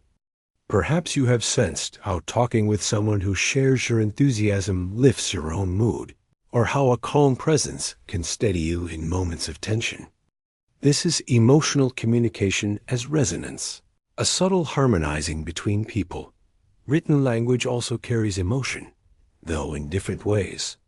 Word choice, punctuation, and rhythm can suggest tone, while stories and metaphors evoke feelings in readers. Even in silence, communication continues. The absence of response can itself signal emotion, whether disinterest, reflection, or restraint. You might find it useful to notice how much is conveyed, even without explicit emotional words. The structure of communication itself is colored by feeling. Perhaps you have sensed how miscommunication often arises not from the words themselves, but from mismatched emotional signals. A sentence spoken in jest may be taken seriously if tone and expression are not aligned. A calm phrase may feel cold if it lacks warmth in delivery. These mismatches remind us that emotional communication requires attunement, not only sending signals, but also reading them with care. It is easy to see how empathy, explored earlier, supports this process by tuning us to the emotions of others. Social rituals highlight the importance of emotions in communication. Greetings, farewells, expressions of gratitude, and apologies all carry emotional tone that sustains relationships. Without the emotion, the ritual feels hollow. With it, the ritual affirms connection. You may notice how even simple phrases, when spoken sincerely, create a sense of warmth and trust. Communication here is not only the exchange of information, but the exchange of presence. Science has studied how emotions influence persuasion and cooperation. Messages framed with emotional resonance are often remembered more strongly than purely factual ones. Shared laughter can strengthen bonds, while shared sadness can deepen trust. You might find it calming to recognize that this is not manipulation, but a natural feature of human interaction. Emotions add weight and meaning, making communication not only clearer, but more memorable. It is also worth reflecting on how digital communication changes emotional expression. Without face-to-face cues, people rely on symbols, punctuation, and timing to convey feeling. Emojis, exclamation marks, or pauses in replies become part of the emotional vocabulary. Perhaps you have noticed how even in this altered form, the need to share emotion persists, shaping the way people connect in virtual spaces. This suggests that the impulse to communicate feelings is as strong as the impulse to communicate facts. Emotional communication also has a protective role. By expressing fear, people warn others of danger. By showing joy, they invite others to join in safe experiences. This signaling function ties back to the survival roots of emotion, yet it continues to serve in modern contexts. It can be helpful to think of communication as a safety net, where emotions are threads that alert, soothe, and guide. You might find it reassuring to reflect on how emotions make communication more human. Without them, interaction would be mechanical, stripped of warmth. With them, conversation becomes layered with nuance, carrying not only meaning, but also connection. It is easy to see that what people remember most about communication is often not the exact words, but the emotional tone that accompanied them. As we close this reflection, the continuity becomes clear. Emotions guide not only private experience, but also shared expression, shaping relationships and communities. And from here, the natural next step is to notice how cultures differ in their emotional expressions, and how these differences enrich the tapestry of human life. When we pause to reflect on emotions, it is natural to think of them as universal. Every human being knows joy, sadness, fear, and love. And yet, when we look closely at how emotions are expressed and understood, striking cultural differences appear. These differences do not erase the universals, but color them, shaping the ways people live and share their feelings. By resting with this idea, you may notice that emotional life is both shared and diverse, like a melody played in many variations across the world. Anthropologists and psychologists have long studied how cultures differ in their emotional patterns. Some cultures encourage open displays of emotion, while others value restraint. In many Western societies, people are taught that expressing emotions openly is a sign of authenticity. In contrast, some East Asian cultures emphasize harmony and self-control, encouraging individuals to regulate their displays so as not to disrupt the group.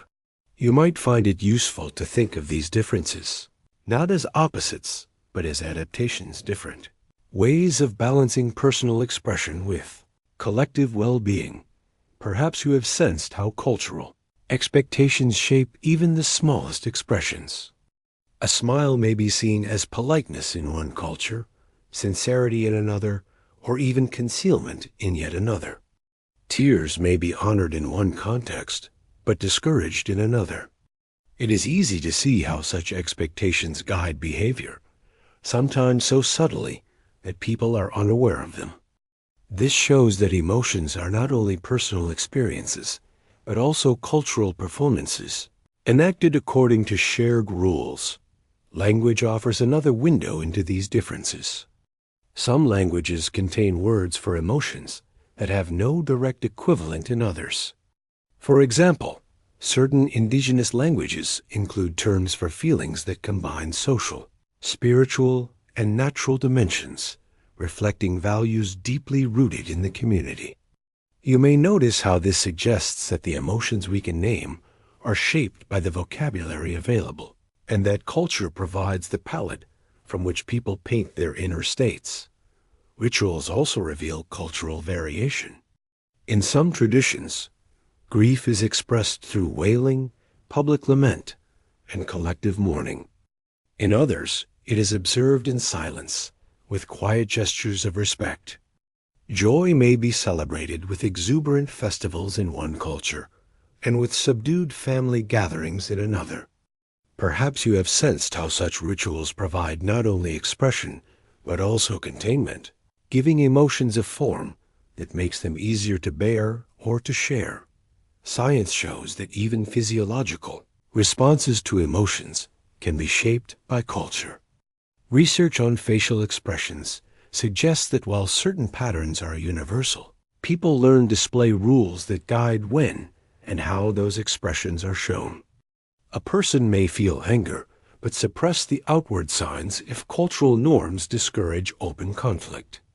You might find it interesting to think of the body as holding a universal language. While culture decides when to speak it aloud, cultural norms also shape which emotions are valued.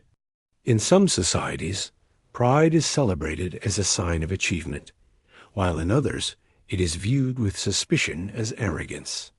In some contexts, humility is deeply valued, while in others, confidence is seen as essential.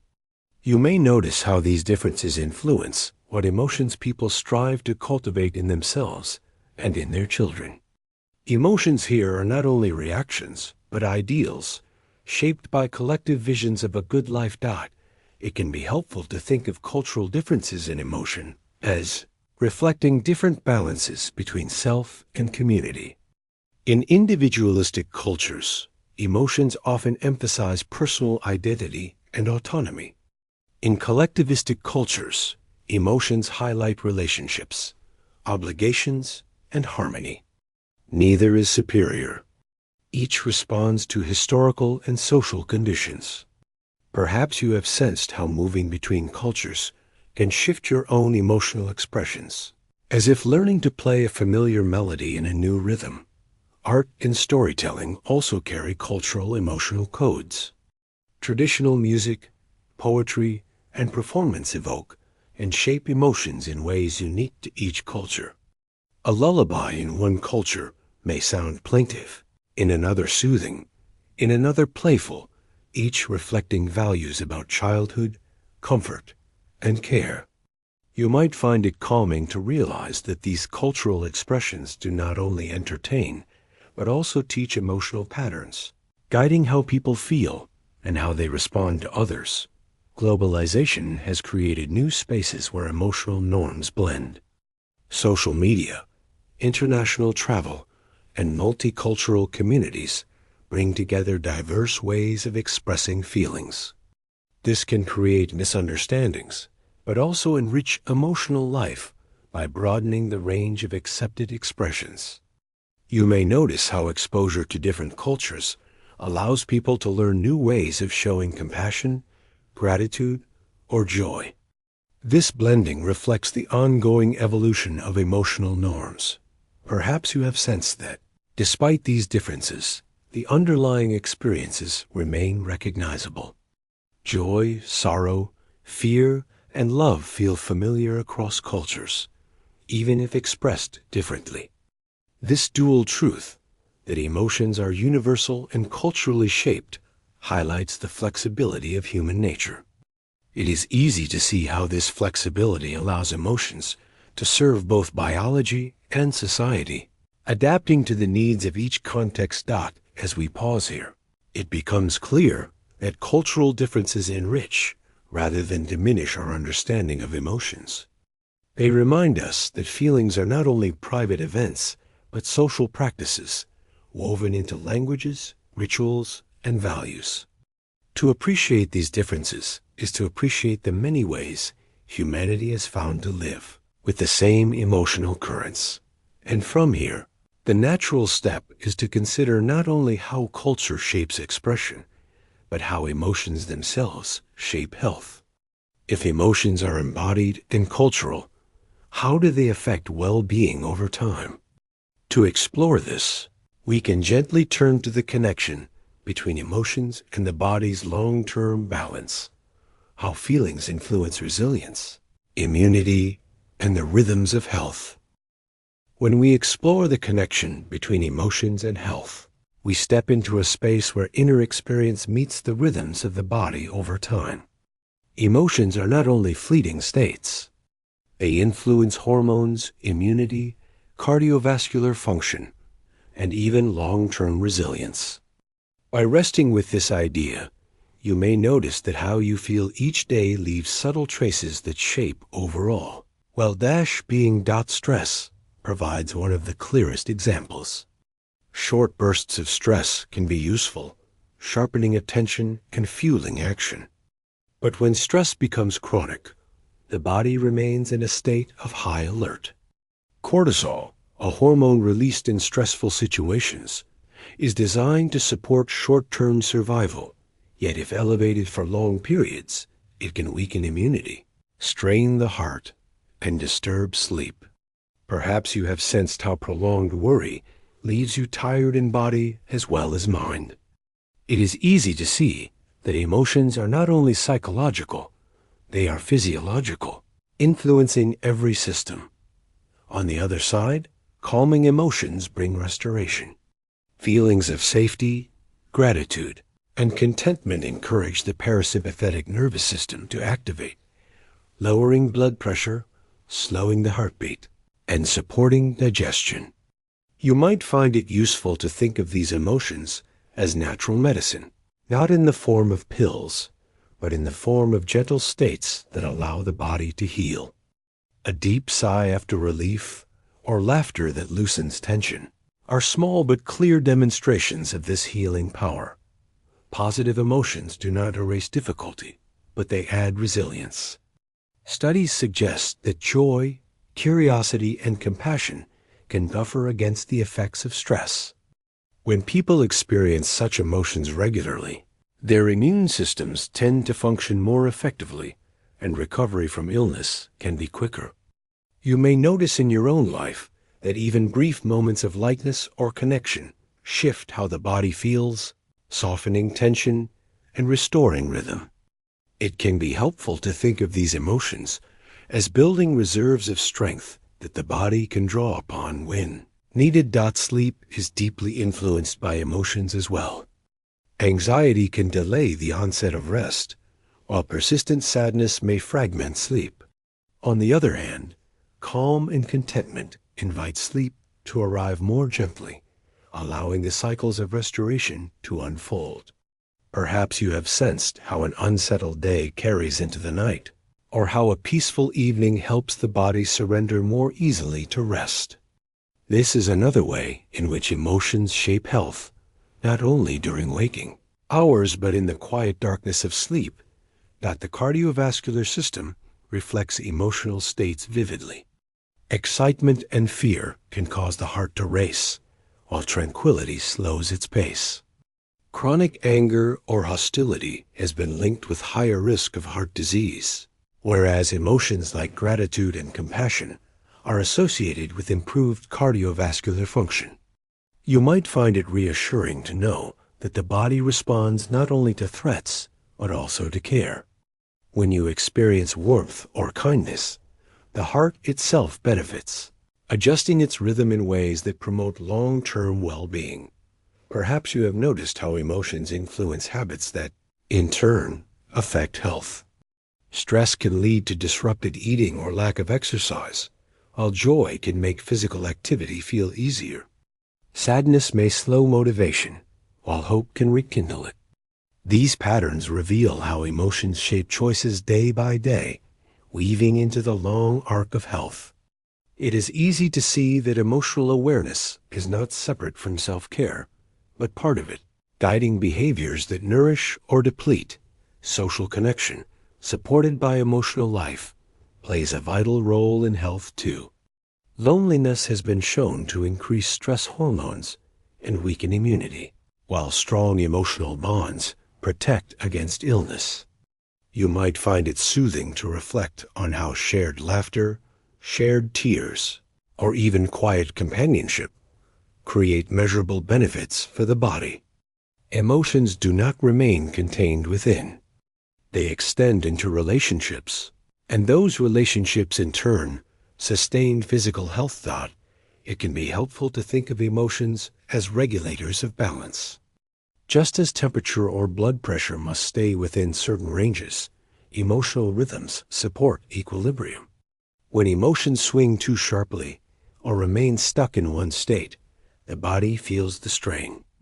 But when emotions flow, rising and falling like breath, they support adaptability and recovery. Perhaps you have sensed this in your own life. After crying, the body often feels lighter. After laughter, more relaxed. After calm reflection, steadier. Even awe, a less commonly discussed emotion, has been linked with health. Experiences of vastness, such as seeing a starry sky or listening to moving music, can lower stress and increase feelings of connection. You may notice how such emotions expand perspective, reminding the body and mind of their place within something larger. This sense of expansion can quiet the stress response and support resilience. As we rest with these reflections, it becomes clear that emotions are not secondary to health. They are central. They shape hormones, immunity, cardiovascular rhythms, sleep, habits, and resilience. They weave through every system, offering both challenges and resources.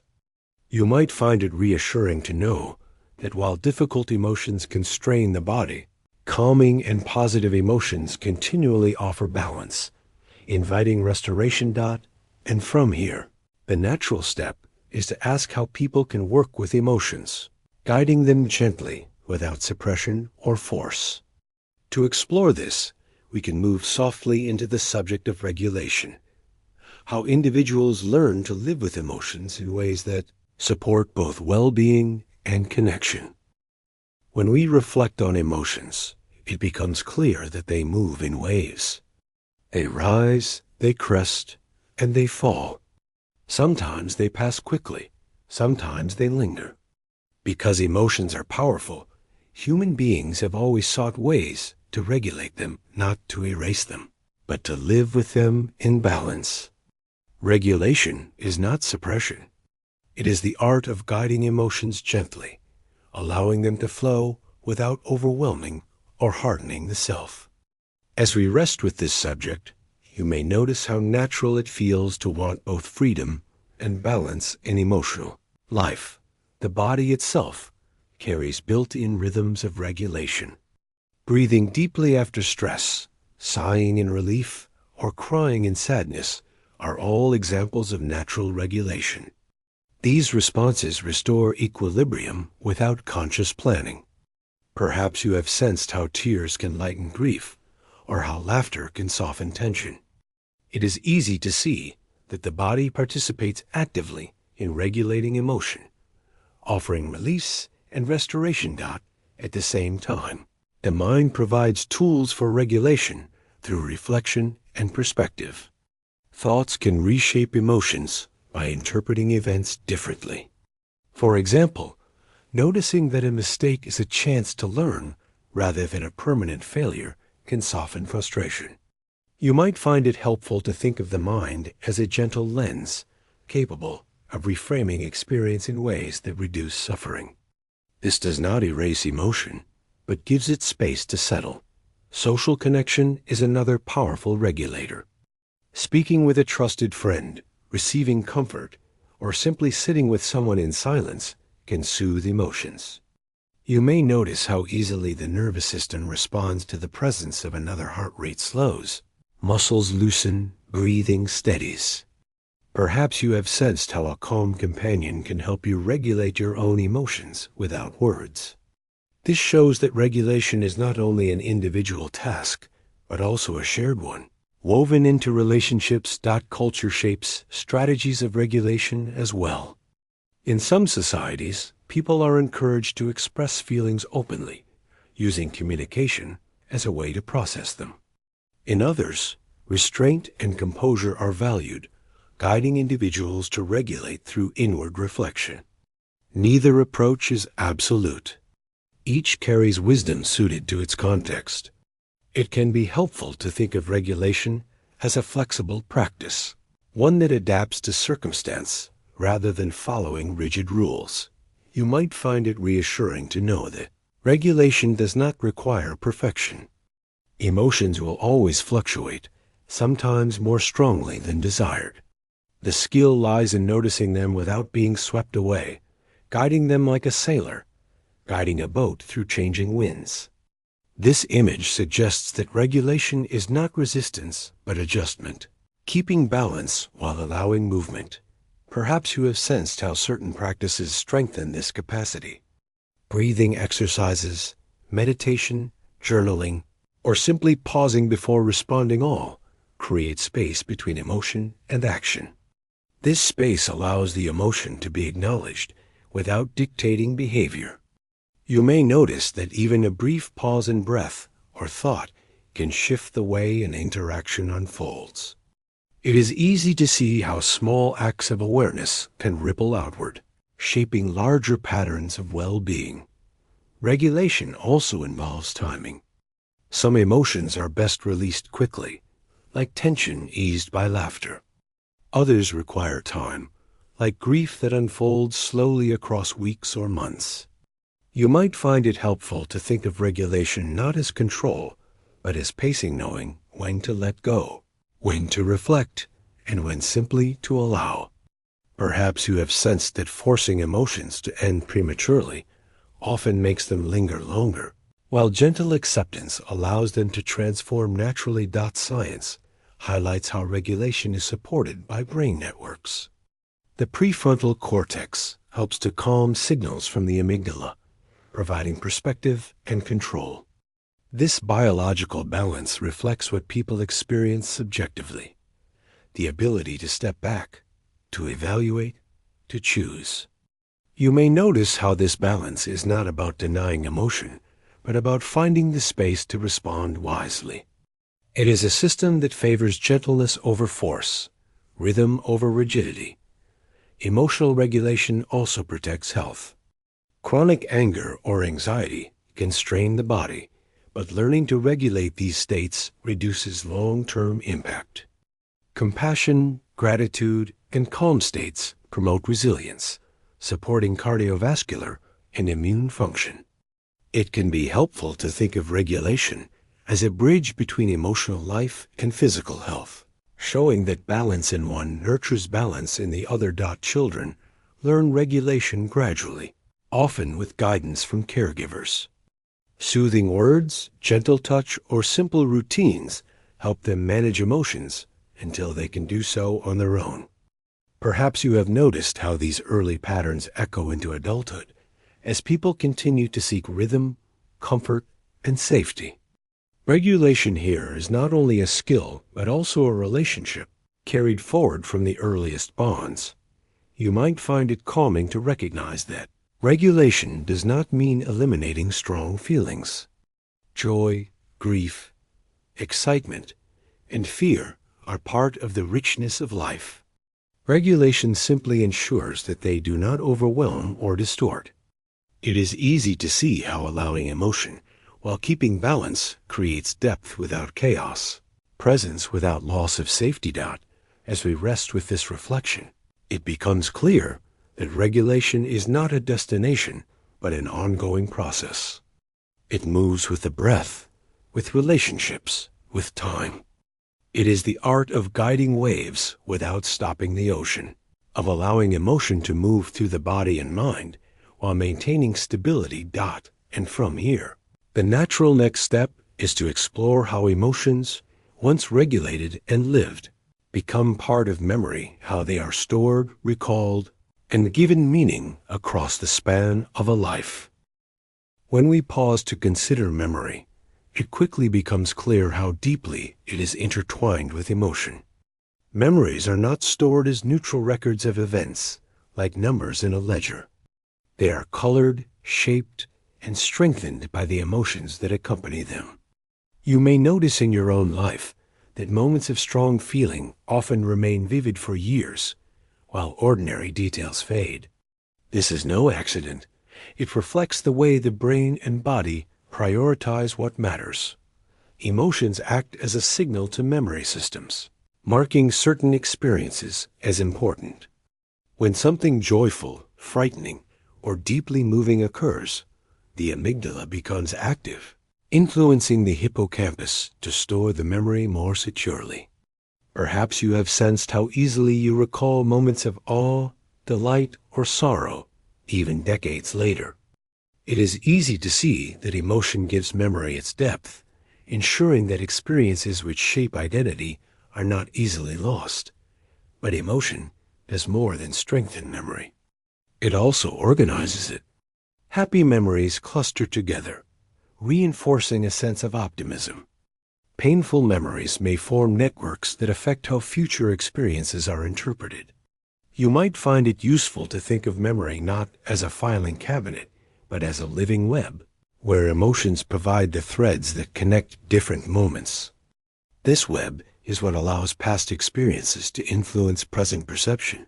Perhaps you have sensed how memory changes with emotional state. When you feel anxious, you are more likely to recall past worries.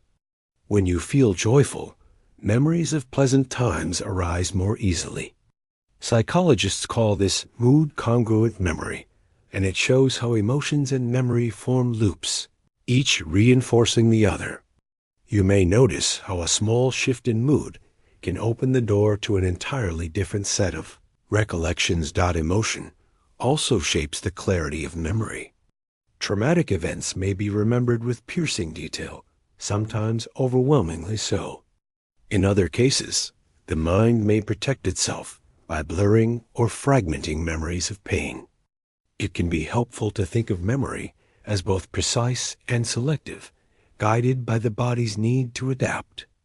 What is remembered and what is softened are part of the same system, balancing survival with resilience. On the gentler side, emotions add warmth to ordinary memories, making them meaningful. The scent of a meal shared with family, the sound of laughter with friends, the comfort of a kind word. These moments endure not because they were rare, but because they carried emotional resonance. You might find it calming to reflect on how memory is not only about extraordinary events, but also about the quiet texture of daily life, preserved because it mattered emotionally. The interaction between memory and emotion also supports learning. Events that stir curiosity or excitement are more easily remembered, guiding future choices. Perhaps you have noticed how lessons tied to strong feelings, whether pride in accomplishment or embarrassment at error, remain long after other details have been forgotten. It is easy to see how emotions act as teachers. Embedding lessons in the fabric of memory. Emotion can also reshape memory over time. Each time a memory is recalled, it becomes flexible, open to adjustment. The emotion felt in the present can blend with the memory, altering its tone. A painful recollection revisited in safety may soften, while a neutral memory recalled in grief may take on heaviness. You might find it helpful to think of memory not as fixed stone, but as clay, molded each time it is touched. With emotion as the sculptor. Social sharing of memories further deepens this connection. When people tell stories together, emotions guide which details are emphasized and how they are interpreted. Perhaps you have sensed how family stories, retold with laughter, strengthen bonds, or how collective remembrance of loss carries both sorrow and comfort. These shared memories are not only records of the past, but living emotional practices that shape identity and community. Can be reassuring to realize that the intertwining of memory and emotion has a protective function. Painful experiences are remembered so that danger can be avoided in the future. Joyful ones are preserved to encourage behaviors that nurture well-being. Even though some memories feel heavy, they are part of the system that supports adaptation. You may notice that remembering is rarely neutral. It is always tied to what mattered, what guided survival, or meaning. As we rest with this reflection, it becomes clear that memory and emotion are not separate streams, but one river with many currents. Memory gives emotion continuity, while emotion gives memory weight. Together, they form the story of the self, carried forward across time. And from here, it feels natural to ask how this story unfolds across the span of life. If memory and emotion shape one another, how do emotions themselves change from childhood through adulthood into old age? To explore this, we can gently turn to the rhythms of emotion across the lifespan, noticing how they evolve, deepen, and soften with time. When we look at emotions not as isolated states, but as companions across a lifetime, their role takes on new depth. From the first cry of an infant to the quiet reflections of old age, emotions weave through each stage of life, shaping development, guiding choices, and coloring memory. You may notice that emotions are not static. They change in intensity, in expression, and in meaning as years unfold. This evolution reveals how emotional life matures alongside body and mind. In infancy, emotions appear as the earliest language. Before words are learned, babies communicate through cries, coos, smiles, and frowns. Joy at a familiar face, distress at hunger, fear at loud sounds. These are the first ways infants signal their needs. Perhaps you have sensed how quickly caregivers respond to these signals, forming bonds of trust and security. It is easy to see that emotions at this stage are not only feelings but survival tools, ensuring that the child receives care. As childhood progresses, emotions expand in variety and nuance. Children learn to name their feelings, to express them more clearly, and to regulate them with help. Laughter during play, tears of frustration, bursts of curiosity, all become part of emotional learning. You might find it helpful to think of childhood as a time when the emotional palette broadens, with each experience adding a new shade. This process is guided not only by biology, but also by culture, as children absorb how their community values and expresses feelings. Adolescence brings new intensity. Hormonal changes, social pressures, and the search for identity make emotions vivid and sometimes overwhelming. Perhaps you have sensed how this stage amplifies highs and lows, creating moments of exhilaration and moments of despair. It can be comforting to remember that this intensity serves a purpose, helping young people form independence, explore relationships, and define values. It is easy to see that emotions during adolescence are not chaos, but catalysts for growth. In adulthood, emotions often become more stable, though they remain central to life. Relationships, work, and responsibilities bring opportunities for joy, stress, pride, and grief. You may notice how adults learn to regulate emotions with greater skill, using reflection, patience, or support. Perhaps you have sensed how priorities shift with age, as certain emotions become more valued. Contentment, gratitude, and compassion often deepen, while impulsive anger or fear may soften. It can be helpful to think of adulthood as a time when emotional life integrates, balancing intensity with perspective. Parenthood, for those who experience it, adds another dimension. The emotions of care, protection, and sacrifice become prominent. Joy in a child's smile, worry in their absence, pride in their achievements. These emotions bind generations together. You might find it reassuring to see how emotions in this stage extend beyond the self, anchoring meaning in connection and responsibility. As people enter later adulthood, research suggests that emotions continue to shift. Many older adults report greater emotional stability, with less reactivity to stress and greater focus on positive experiences. Perhaps you have noticed this in elders, a calmness, a prioritization of peace, a gentleness toward daily life. This pattern is sometimes called the positivity effect, showing how emotional priorities adjust with time. It is easy to see that with fewer years ahead, people may naturally focus on what brings contentment and meaning. Old age also brings encounters with loss, grief, and reflection. These emotions can be heavy, yet they often coexist with gratitude, wisdom, and acceptance. You might find it calming to realize that even in late life, emotions remain vital, offering connection to others and to the self. Perhaps you have sensed how conversations with older individuals carry emotional weight, as if distilled by time. This shows that emotions across the lifespan do not diminish but evolve. Gaining depth and perspective. It can be helpful to think of emotions as lifelong teachers. In childhood, they teach survival and communication. In adolescence, they teach identity. In adulthood, they teach balance and responsibility. In later life, they teach acceptance and meaning. You may notice how these stages form a rhythm, not linear but cyclical, as lessons from one stage often return in another, enriched by new context. Perhaps you have sensed in your own life how emotions from earlier stages echo later. A song from youth can awaken feelings decades later. A childhood fear may soften but linger. A memory of first love may remain vivid, carrying warmth even in old age. It is easy to see that emotions across the lifespan are not erased but layered, forming a tapestry that grows richer with time. As we rest with this reflection, it becomes clear that emotions are companions from the first breath to the last.